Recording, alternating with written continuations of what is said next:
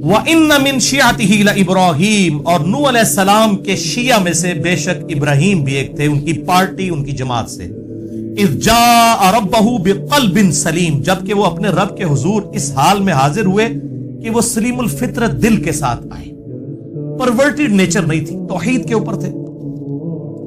اذ قال لأبیہ، جب انہوں نے اپنے باپ سے کہا، وقومہ، اور اپنی قوم سے، ماذا تعبدون، تم کس کی پوجا کرتے ہو؟ افکن آلہۃ دون اللہ تریدون، کیا تم جھوٹے کھڑے ہوئے خدا اللہ کے علاوہ اور خداؤں کو پوج رہے ہو، جھوٹے خداؤں کو اللہ کے مقابلے کے اوپر. فما ظنکم برب العالمین، تو بس تمہارا رب العالمین کے بارے میں کیا خیال ہے؟ یہ جو آلیہ ہیں تو تم نے خود بنائے ہوئے ہیں، ساری کائنات کا کریٹر ہے، جس نے کریشن ایکس نہیلو کی ہے، عدم محض سے وجود بخشا اس کائنات کو، اس کے بارے میں تمہارا کیا خیال ہے؟ فَنَظَرَ نَظْرَةً فِي النُّجُومِ، پھر انہوں نے ستاروں کی طرف یوں دیکھا، فَقَالَ إِنِّي سَقِيمٌ، اور کہا کہ میری طبیعت ٹھیک نہیں ہے. یہ انہوں نے توریہ کیا. ابراہیم علیہ السلام نے 3 توریہ کیے ہیں. سورۃ الانبیاء میں بھی ایک توریہ کا ذکر آیا، ایک یہاں پر آیا، باقی ڈیٹیل صحیح بخاری کے اندر موجود ہے. میں نے الگ سے ایک لیکچر دیا ہے، مسئلہ نمبر 88A اور 88B، عصمت انبیاء کے عقیدے پہ شبہات کا تحقیقی جائزہ. اس میں میں نے ان احادیث کا دفاع کیا ہے. یہ توریہ کرنا بسا اوقات دعوت و تبلیغ کے لیے، بعض اوقات جان بچانے کی غرض سے، جس میں دونوں طرف مطلب نکلتے ہوں. بظاہر وہ سٹیٹمنٹ جھوٹی ہوتی ہے، لیکن بولنے والے کی وجہ سے دونوں طرف جا رہے ہوتے ہیں، وہ جو اس کا مطلب ہے وہ سچا لے رہا ہوتا ہے. اسے توریہ کہتے ہیں. آج میں ڈیٹیل میں نہیں جاؤں گا، میں نے آپ کو مسئلہ 88A اور B بتا دیا. تو ایک توریہ انہوں نے، چونکہ ان کی قوم جو ہے وہ ستارہ پرست تھی، تو انہوں نے ان کو دھوکہ دینے کے لیے ستارے کی طرف دیکھا اور کہا میں بیمار ہوں. ان کا یہ عقیدہ تھا اس قوم کا کہ ستاروں کی وجہ سے، لوگ ایسے علوم جانتے ہیں کہ ستاروں کی وجہ سے کسی کے اوپر مشکل یا پریشانی آتی ہے، اور بیمار ہو سکتا ہے کہ وہ تھوڑی بہت ان کو کوئی ٹینشن ہو اپنی قوم کے اعتبار سے بھی، اور فزیکلی بھی ہو سکتا ہے بیمار ہو. انہوں نے اس روحانی بیماری کا بھی ذکر کیا ہو اپنی قوم کی کہ میں تمہاری وجہ سے یعنی پریشان ہوں. بہرحال یہ انہوں نے ہیلا اس لیے اختیار کیا تاکہ وہاں پر ایک سالانہ میلہ لگ رہا تھا، پوری قوم اس طرف جا رہی تھی، اور ابراہیم علیہ السلام نے یہ پلان کیا کہ میں ان کے بتوں کے ساتھ پھر کچھ کرتا ہوں تاکہ ان کو دعوت و تبلیغ والا معاملہ کیا جائے. وہ پورا ڈیٹیل واقعہ سورۃ الانبیاء میں آتا ہے، اس میں میرا مسئلہ نمبر 145 ریکارڈڈ موجود ہے الحمدللہ. یہاں پر اس کا کچھ حصہ نقل ہوگا. فَتَوَلَّوْا عَنْهُ مُدْبِرِينَ، چنانچہ وہ لوگ انہیں پیچھے چھوڑ کر میلے پر چلے گئے. اب وہ پورا گاؤں خالی ہو گیا. فَرَاغَ إِلَىٰ آلِهَتِهِمْ فَقَالَ أَلَا تَأْكُلُونَ، آپ چپکے سے ان جھوٹے معبودوں کے پاس آئے جو انہوں نے بت بنائے ہوئے تھے، اور کہا کھاتے کیوں نہیں ہو؟ ان کے سامنے اتنے بڑی بڑی ٹریوں میں انہوں نے کھانے لا کے رکھے ہوئے. بیسیکلی کھانے تو انہوں نے وہاں کے جو مجاور ہیں انہوں نے اپنے پیٹ پالنے کے لیے رکھے ہوتے ہیں. یہاں پہ بھی اب یہی ہوتا ہے درباروں کے اوپر، چاہے وہ ہندوؤں کے ہوں چاہے مسلمانوں کے. وہ ظاہر ہے وہ جو بزرگ صاحب قبر ہے، اس نے کہاں سے کھانا پینا ہے؟ اگر وہ نیک ہے تو اللہ کی جنتوں میں ہے، اور اگر بد ہے تو اس کھانے سے آپ اس کو کوئی نفع نہیں پہنچا سکتے. وہ تو باہر کے جو لوگ ہیں انہوں نے اپنے پیٹ جو ہے وہ موٹے کرنے ہوتے ہیں، تو ان پہ چڑھاوے جو چڑھائے ہوئے تھے. تو ابراہیم علیہ السلام نے طنز کے طور پر ان سے گفتگو کی کہ وہ کھاندے کیوں نہیں ہو؟ کھاؤ نا اگے جڑا مال پیا ہوا ہے جی. اچھا ما لکم لا تنطقون، اب انہوں نے کیا جواب دینا تھا؟ پھر انہوں نے کہا کہ جواب کیوں نہیں دیتے؟ ویسے تو کہتے ہیں نا وہ جناب وہ بزرگ تو جناب اتنے 100 میل سے بھی دور سن لیتے ہیں، اور یہ سارے معاملات یہاں پر بھی بتوں کے بارے میں اگر ان کا یہ عقیدہ تھا کہ آلہہ ہیں تو سنتے کیوں نہیں ہو؟ جواب کیوں نہیں دیتے؟ فراغ علیہم ضربا بالیمین، پھر انہوں نے پوری قوت کے ساتھ ضرب لگائی اپنے دائیں ہاتھ سے اور سارے بتوں کو توڑ دیا. سورۃ الانبیاء میں آتا ہے کلہاڑا لے کے انہوں نے سارے بت توڑے، اور جو سب سے بڑا بت تھا اس کے کندھے کے اوپر انہوں نے وہ رکھ دیا کلہاڑا. اور پھر جب وہ قوم آئی تو ان کے ساتھ بھی توریہ کیا اور کہا کہ ان کے بڑے سے پوچھو. یعنی وہ یہ کہنا چاہ رہے تھے کہ اگر یہ بولتا ہے تو پوچھ لو کس نے کیا ہے. ٹھیک ہے، ان کے بڑے نے کیا ہوگا. اور بڑے سے مراد انہوں نے اپنے دل میں اپنے آپ کو لیا کہ جو ان سے زیادہ طاقتور اور بڑا ہے، اور ان کو یہ سمجھ آئی کہ یہ کہہ رہا ہے کہ یہ بڑے بت نے کیا ہوگا. تو انہوں نے کہا یار یہ، انہوں نے کہا ابراہیم تجھے پتا تو ہے یہ کچھ نہیں کر سکتے. پھر ابراہیم علیہ السلام نے وہاں پہ خطبہ توحید دیا کہ جو تمہیں پتا بھی ہے تو تف ہے تم پر بھی اور تمہارے آباء و اجداد کے اوپر بھی. یعنی یہ بھی امت ابراہیمی ہے نا. یہاں پہ کہتے ہیں ذرا بزرگوں کا نام احترام سے لیں. ابراہیم علیہ السلام نے تو بزرگوں کو پہلے جڑا لمحہ پایا ہے. انہوں نے کہا تف ہے تواڈے ہوتے بھی تواڈے بزرگاں ہوتے بھی.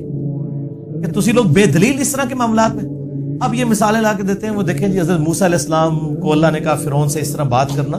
بھائی یہ امت جو ہے ابراہیمی ہے, یہ امت توحید ہے, یہاں پہ ابراہیمی خون ہے, اس لیے ہم توحید کے معاملے میں بہت سینسٹیو ہیں کہ شرک is the most sensitive issue in the sight of Allah. Allah کے حضور شرک سے زیادہ حساس معاملہ ہی کوئی نہیں ہے.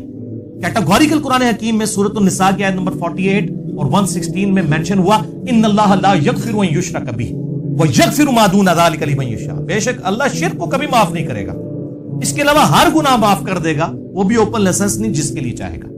شرک کے علاوہ ہر گناہ معاف ہو سکتا ہے. ہاں دنیا میں شرک بھی معاف ہو جائے گا. سورۃ الفرقان کی آیت نمبر 70 میں آیا کہ دنیا میں شرک سے توبہ کر لے ہم اس کے گناہوں کو بھی نیکیوں سے بدل دیں گے الحمدللہ. بہرحال توحید اور شرک کے حوالے سے الحمدللہ ہزاروں لوگوں کی عقیدہ توحید کی اصلاح کا سبب بننے والا میرا ایک لیکچر ہے, مسئلہ نمبر 3, دعا صرف اللہ ہی سے, اور اسی کی ایکسٹینشن ہے وسیلہ اور توسل کے صحیح احکام و مسائل, مسئلہ نمبر 43. جسے شوق ہو تو وہ دیکھے, میں آج اس کو اسکپ کرتا ہوں, ادروائز وہ سارا ٹیسٹ ڈسٹرب ہو جائے گا اس حوالے سے جو ہم ڈسکشن کر رہے ہیں. تو انہوں نے اس سارے بتوں کو توڑ دیا. فَأَقْبَلُوا إِلَيْهِ يَزِفُّونَ, تو وہ سارے وہ میلے سے جب رنگ رلیاں بنا کے واپس آئے دوڑتے ہوئے, قَالَ أَتَعْبُدُونَ مَا تَنْحِتُونَ, آپ نے فرمایا کیا تم پوجتے ہو انہیں جنہیں تم خود تراشتے ہو, وَاللَّهُ خَلَقَكُمْ وَمَا تَعْمَلُونَ, جبکہ اللہ تعالیٰ نے تمہیں بھی پیدا کیا ہے اور جو کچھ تم پیدا کرتے ہو اس کا بھی الٹیمیٹ خالق اللہ ہے. یعنی یہ جو بت تم نے تراشے ہیں اس کے لیے پوٹینشلی طاقت کس نے دی ہے؟ اللہ نے. اسے مسئلہ تقدیر کے چکر میں نہیں ڈال دینا چاہیے. بعض لوگ اس طرف بھی, قدریہ جو جبریہ, وہ اس طرف چلے گئے کہ ہم جو زنا بھی کرتے ہیں نعوذ باللہ برائی بھی کرتے ہیں تو اس کا خالق بھی اللہ ہے. تو وہ اس آیت سے لیتے ہیں کہ اللہ نے تمہیں بھی پیدا کیا اور جو تم اعمال کرتے ہو اس کا خالق بھی اللہ ہے. حالانکہ اسے دقت نظر سے دیکھیں, اس میں بتوں کے کانٹیکسٹ میں بات ہو رہی ہے کہ جو کچھ تم کر رہے ہو تمہیں بھی اللہ نے پیدا کیا, اور جو تمہارے اعمال ہیں یعنی ان بتوں کو جو تم نے تراشا ہے یہ پوٹینشلی طاقت کس نے دی تھی؟ اللہ نے. تو در حقیقت اللہ خالق ہے. تمہیں چاہیے تھا اللہ کو پوچھتے, اس کی طاقت سے بجائے اس کے مقابلے پر بت تراشنے کے اللہ کے سامنے سر تسلیم خم کرتے. یہ اس کی اپروپریٹ تشریح بنے گی. قالوا بنوا له بنیانا, انہوں نے اب کیا کرنا تھا, انہوں نے کہا جی کھودو اس کے لیے بڑی سی ایک جو ہے وہ زمین میں آتش کدہ بناؤ. فالقوه فی الجحیم, پھر اسے اس آگ میں پھینک دو. فارادوا به کیدا, انہوں نے تو چاہا تھا آپ کا برا کرنا. فجعلناهم الاسفلین, لیکن وہی خود ذلیل و خوار ہو گئے. وہ سورۃ الانبیاء میں آتا ہے, اللہ نے کہا کہ ہم نے حکم دیا اے نار ٹھنڈی ہو جا ابراہیم پر اور سلامتی بن جا. اتنی ٹھنڈی نہ ہو جائے کہ ان کو ٹھنڈ لگنا شروع ہو جائے, سلامتی والی ٹھنڈی ہو جائے. اور وہ آگ ٹھنڈی ہو گئی. اتنی بڑی آگ جلائی تھی انہوں نے. اور صحیح بخاری میں اس کانٹیکسٹ میں ایک حدیث ہے کہ سیدنا عبداللہ ابن عباس کہتے ہیں رضی اللہ تعالیٰ عنہ کہ ابراہیم علیہ السلام کو جب آگ میں پھینکنے لگے تھے تو انہوں نے اس وقت پڑھا تھا حسبنا اللہ و نعم الوکیل, ہم نے اللہ ہی پر بھروسہ کیا, ہمیں اللہ ہی کافی ہے اور وہی بہتر کارساز ہے. اور تمہارے محبوب صلی اللہ علیہ وآلہ وسلم بھی ہر مشکل اور پریشانی میں کہتے تھے حسبنا اللہ و نعم الوکیل.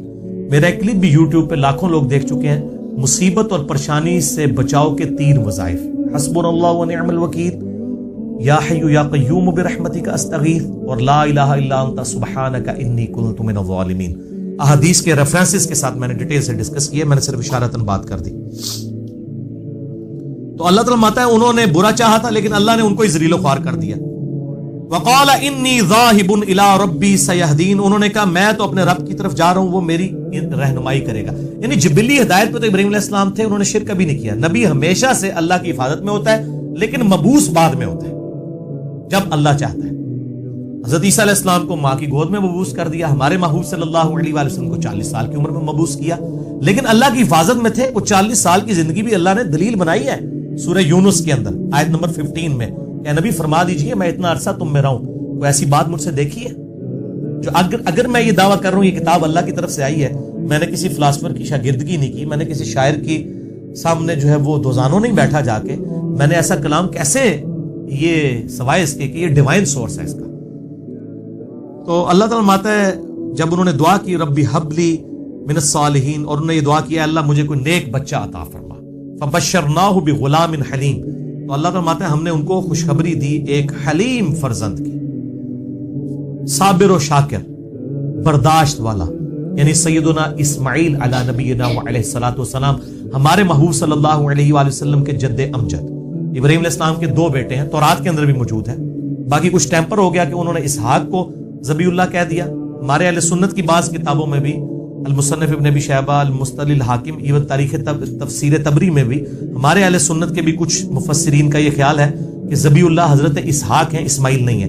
لیکن جو قرآن پاک کا اسلوب ہے، دلائل کی روشنی میں میرا اپنا پرسنل موقف یہ ہے کہ اسماعیل علیہ السلام ہی ذبیح اللہ ہے۔ آپ کو ان آیات سے کانٹیکسٹ سے بھی پتہ چل جائے گا۔ اس حوالے سے سب سے بہترین کام مولانا مودودی رحمہ اللہ تعالی نے کیا ہے تفہیم القرآن میں، انہی سورہ الصافات کی آیت نمبر 100 اور آن ورلڈ کے کانٹیکسٹ میں انہوں نے دلائل دیے ہیں، علمی دلائل، شودیاں نہیں ماریاں، کیونکہ جو پڑھا لکھا بندہ ہے وہ پھر شودیاں مارتا نہیں، جذبات کے ساتھ نہیں کھیلتا، علمی دلائل دیتا ہے۔ تو ہم نے ان کو ایک حلیم فرزند کی بشارت دی۔ فلما بلغ معه السعی، جب وہ ان کے ساتھ بالغ ہوئے اور دوڑنے کے قابل ہوئے، یعنی 12-13 سال جب ان کی عمر ہوئی، قال یا بنی، تو ابراہیم علیہ السلام نے کہا اے میرے بچے، انی ارا فی المنام، بے شک میں نے ایک خواب دیکھی ہے۔ اور بخاری و مسلم کی حدیث ہے کہ نبیوں کی جو خواب ہیں وہ وحی الہی ہوتے ہیں۔ خوابوں کے اوپر بھی میرا مسئلہ نمبر 6 بھی ریکارڈڈ ہے، جسے شوق ہے خواب، کشف، الہام، اس حوالے سے دیکھ سکتے ہیں۔ انی اذبحک، کہ میں تجھے ذبح کر رہا ہوں۔ اب اس کا مطلب تھا کہ اللہ نے وہی کیا کہ یہ کام کرنا ہے۔ فانظر ماذا تری، اے میرے بچے بتا اب تیرا کیا ارادہ ہے۔ قال یا ابت افعل ما تؤمر، انہوں نے کہا ابا جان کر گزریے جس کا آپ کو اللہ نے حکم دیا ہے۔ یہ انہوں نے کہا جب اللہ نے حکم دیا ہے تو پوچھنے والی بات ہی کوئی نہیں ہے، میرا ارادہ کون سی چیز ہے۔ قربانی کے اوپر مسئلہ نمبر میرا 52 ہے، قربانی کے صحیح احکام و مسائل، اس میں بھی میں نے یہ واقعہ بیان کیا اور قربانی سے متعلق جو ہے واقعات، جو احادیث ہیں وہ بھی ڈسکس کی ہیں، آج میں اس کی تفصیل میں نہیں جاؤں گا۔ بہرحال انہوں نے کہا کہ آپ کر گزریے، ستجدونی انشاءاللہ من الصابرین، ان قریب آپ مجھے صبر کرنے والے لوگوں میں پائیں گے، میں انشاءاللہ صبر کروں گا، اللہ کے لیے جان بھی حاضر ہے۔ ویسے یہ آج کل تو صرف نعرہ ہوتا ہے کہ غلامی رسول میں موت بھی قبول ہے، یہ نعرے ہی ہوتے ہیں، داڑھی قبول نہیں ہوتی، نماز 5 وقت جماعت کے ساتھ قبول نہیں ہوتی ہے، اس لیے کہ داڑھی تو رکھنی پڑے گی، نماز تو پڑھنی پڑے گی، موت اس لیے قبول ہے کہ جان دینی نہیں پڑے گی، اللہ ماشاء اللہ کو موقع آ جائے، نعرہ مارنے میں کیا حرج ہے۔ یہ نعرہ نہیں تھا، واقعی انہوں نے دل سے یہ بات کی کہ ان قریب مجھے آپ صبر والے لوگوں میں پائیں گے۔ فلما اسلما، جب انہوں نے سر تسلیم خم کر دیا ان دونوں نے، وتلہ للجبین، تو باپ نے بیٹے کو جو ہے وہ کروٹ کے اوپر لٹا لیا۔ یہ جبین کے لیے بعض اوقات ماتھے کا لفظ بھی استعمال کیا جاتا ہے، لیکن عربی لنگوسٹک میں یہ کن پٹی کو بھی جو ہے وہ جبین کا لفظ اس کے لیے بھی استعمال ہوتا ہے۔ تو یعنی ایک طرف لٹایا، جیسے کہ جانور کو لٹایا جاتا ہے ایک طرف سے۔ یہ بھی اکثر لوگوں کو مسئلہ نہیں حل ہوتا کہ بھئی الٹا لٹایا تھا تو وہ چھری کیسے پھیر رہے تھے، وہ کروٹ کے اوپر لٹایا تھا۔ وَنَادَيْنَاهُ أَن يَا إِبْرَاهِيمُ، بس جب وہ یعنی چھری چلانے لگے اس وقت اللہ تعالیٰ بات ہے ہم نے ان کو پکارا، اے ابراہیم قد صدقت الرؤیا، بے شک تو نے اپنا خواب سچا کر دکھایا، بس ادھر تک ہی تجھے لے کے آنا تھا، یعنی بالکل ایج کے اوپر انہوں نے تو اپنی قربانی پیش کر دی نا۔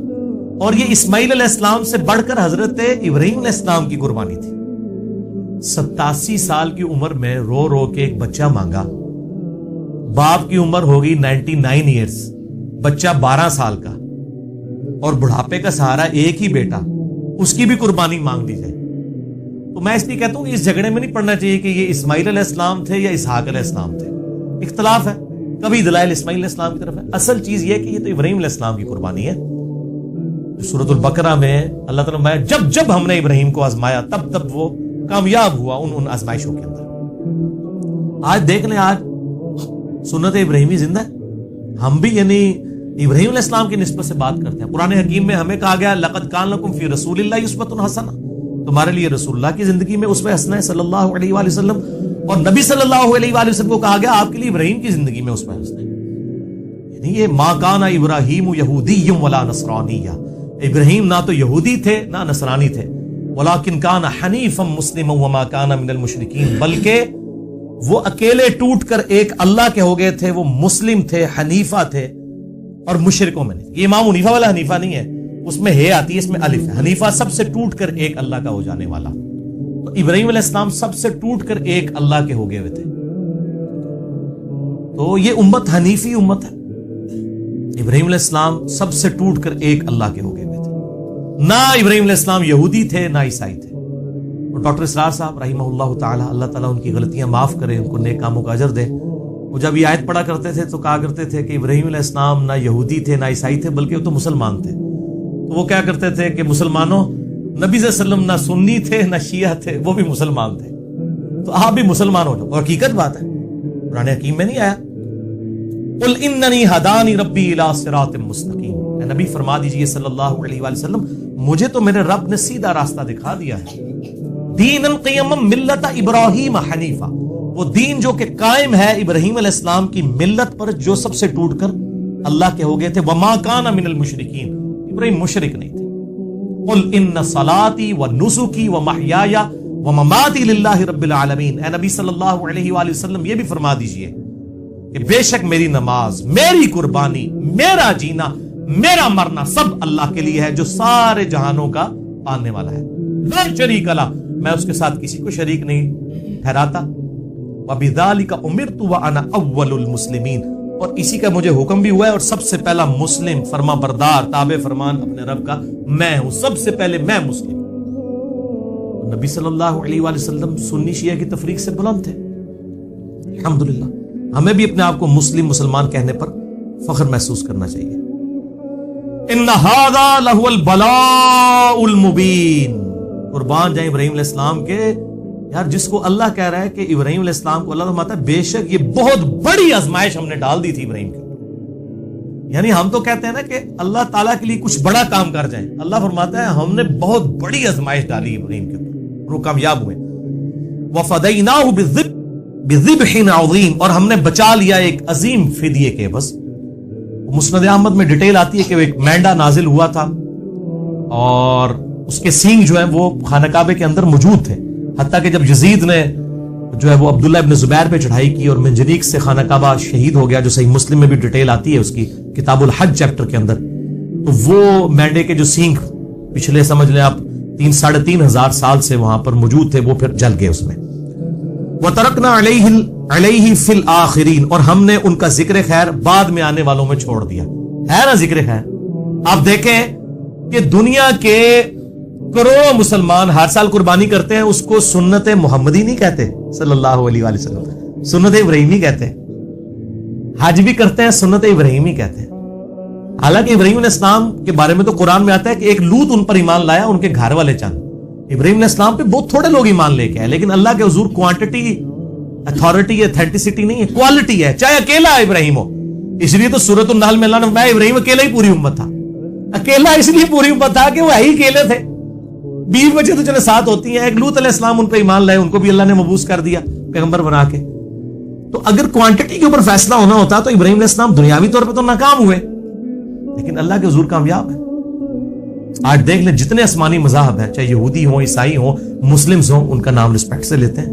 ان کو اپنی زندگی میں وہ مشہوری نہیں ملی جو قیامت تک کے لیے اللہ نے ان کو, اللہ تعالیٰ فرماتا ہے وَتَرَكْنَا عَلَيْهِ فِي الْآخِرِينَ, اور ہم نے ان کا ذکر خیر بعد میں آنے والے لوگوں میں باقی رکھا. سلام علی ابراہیم, سلامتی ہو ابراہیم کے اوپر. میں کہتا ہوں اس سے بڑا کوئی ٹائٹل ہے کہ اللہ تعالیٰ اپنے بندے پہ سلامتی بھیج دے کہ یار اے نے کام کیتا ہے بھائی, ویل ڈن, سلام علی ابراہیم. اور اس صورت کو آپ دیکھیں گے کئی نبیوں کے نام, سلام علی نوح فی العالمین, سلام علی موسیٰ و ہارون, سلام علی الیاسین, اور اینڈ پہ پھر کنکلوژن ہے سورت کی سبحان ربک رب العزت عما یصفون وسلام علی المرسلین والحمد للہ رب العالمین. اس سورت کا اینڈ ان آیات کے اوپر تمام پیغمبروں پر اللہ تعالیٰ نے سلامتی بھیجی. کذالک نجزی المحسنین, اسی طریقے سے ہم بدلہ دیتے ہیں نیکوکاروں کو. انہ من عبادنا المؤمنین, بے شک وہ ہمارے مؤمن بندوں میں سے تھے, بات ماننے والے بندوں میں سے تھے. وبشرناہ باسحاق نبی من الصالحین, ہم نے ان کو بشارت دی اسحاق کی جو نبی صالحین میں سے ہوں گے. تو اس کا مطلب یہ ہے کہ حضرت اسماعیل والا واقعہ ہوا ہے, اس کے بعد حضرت اسحاق پیدا ہوئے ہیں. یعنی یہ قرآن کی ترتیب بھی یہ سپورٹ کر رہی ہے کہ اسماعیل علیہ السلام ہی سبی اللہ ہے. باقی آپ تفہیم القرآن پڑھ لیں تو اس میں کافی علمی دلائل دیے گئے ہیں. وبارکنا علیہ وعلی اسحاق، اور ہم نے برکت نازل کی ان پر اور اسحاق پر، ومن ذریتہما، ان دونوں کی اولاد پر بھی. اب دیکھیں حضرت اسحاق ان کے بیٹے ہیں یعقوب علیہ السلام جن کا لقب ہے اسرائیل، ان کے 12 بیٹے اور بنی اسرائیل میں ہزاروں پیغمبر. دوسری طرف حضرت اسماعیل کی اولاد میں سے صرف نبی صلی اللہ علیہ وآلہ وسلم.